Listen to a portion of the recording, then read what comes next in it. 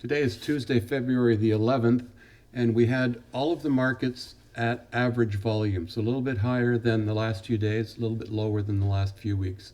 But the Dow opened up higher and just continued to fall. The NASDAQ finished higher. Amazon played a big role in that, and the S&P 500, of course, did like the Dow.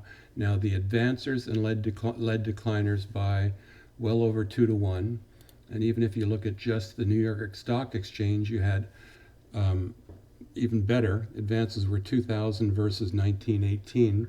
And that takes the stock market breadth indicator back up above the neutral line. So we're doing this up and down congestion thing right around the neutral line. If we look for where that happened before, we can see that back here in late November, and the result was a drop. In August, the result was a drop. Those are the two most recent examples.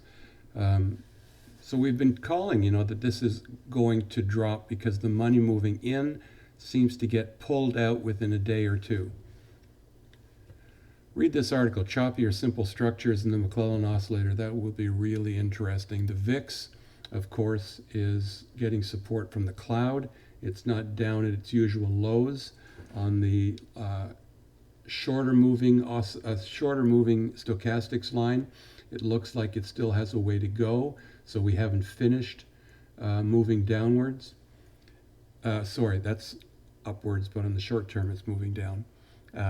Apple finished down $2.13 when it was up to about $3.23 at one point in the day, and you can see the reason why.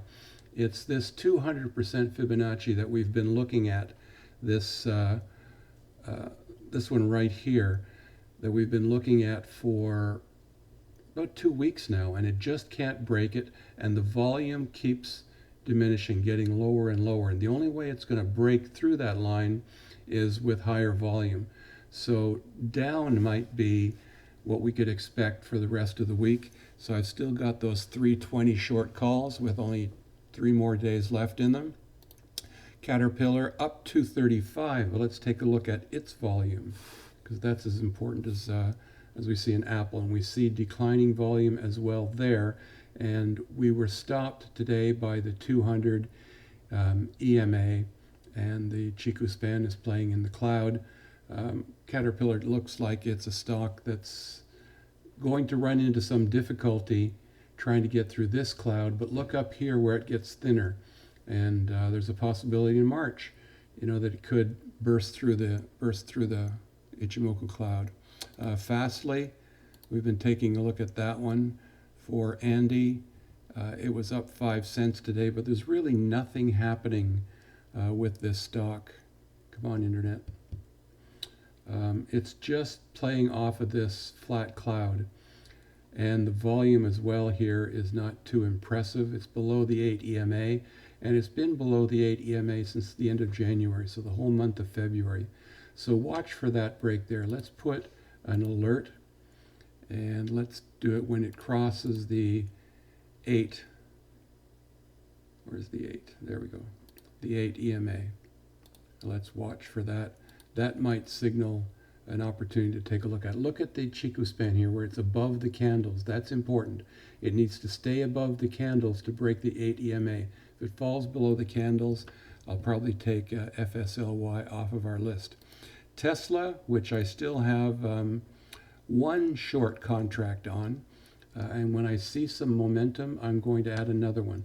And we have our stochastic momentum indicators, both of them indicating overbought.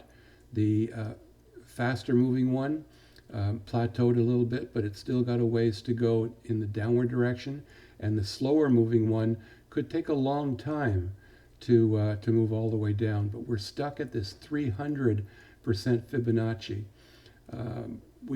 We first noticed it on February the 3rd, and then the next day we had this massive pop up to the 400% Fibonacci, and we finished the day right in the middle. So that was a real sign of weakness at the end of the day. And of course, we came down to close below the 300 on February the 5th, February the 6th, February the 7th, and both days this week we've closed below the 300%.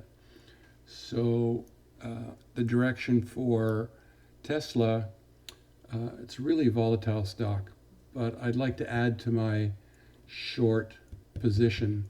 I have bought a put and then sold one $10 lower, if you remember. Whirlpool up 257, 1.72%, outperformed the S&P market.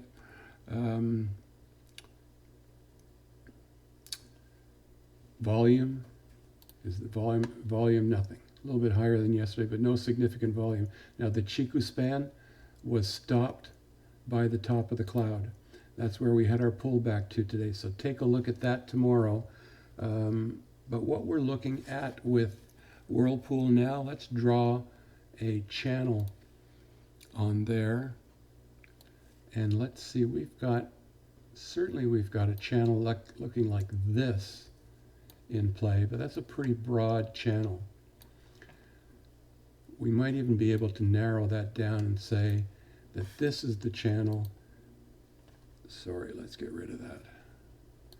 This is the channel that got its start October 23rd that we've been playing in. So let's just square that up. I'll do that later. So let's keep an eye on that channel. We wouldn't do anything with this stock until we saw a breakout of that channel. And then we've got this trend line. Look at this trend line is just above the channel.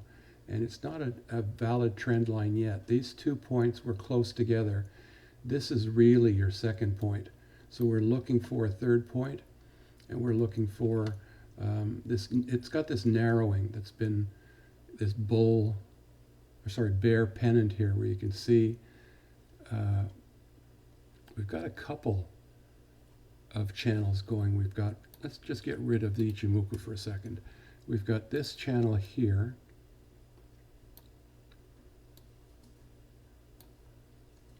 Probably something like this. So this would be called a bear pennant pattern.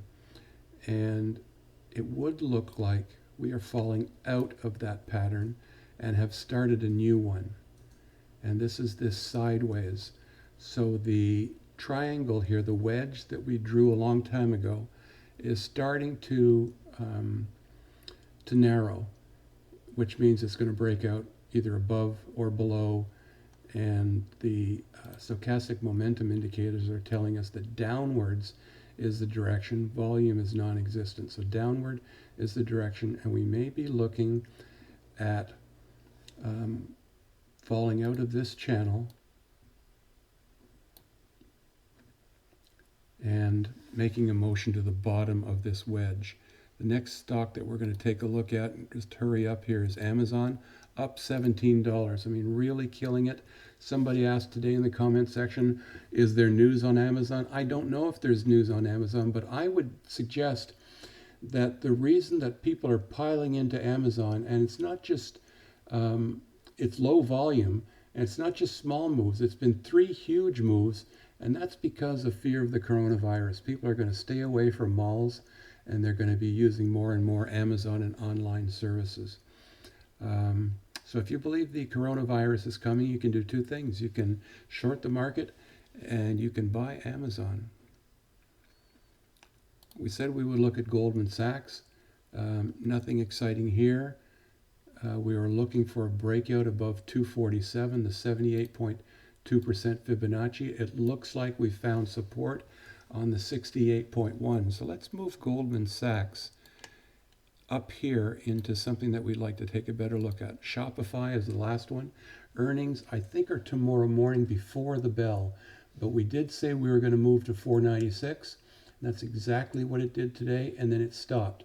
But both of the stochastics are showing that the stock is overbought. That doesn't really matter with earnings being tomorrow. We had some fairly large volume today, larger than average. So let's keep an eye on it. Let's just put, we'll know first thing in the morning if it's pre-market. But if we get this pop above the 496, then we're going to take a look at where the 200% Fibonacci is, and we're going to look at that as the post-earnings target. And we don't even have it drawn here, so we'll put it on there tomorrow morning. So watch the market tomorrow. Somebody commented, I wanted to pull that up. Somebody commented that we're having a breakout strategy here. I still think we're doing the cup and handle formation. What this article called it was a bull flag. I don't see a bull flag here as much as I see the cup and handle, and I would sure like to see the handle form for just a few more days, end of the week, and then if we have a break early next week, then we've got an IDB Investors Business Daily, IBD, cup and handle pattern happening and indicating a breakout.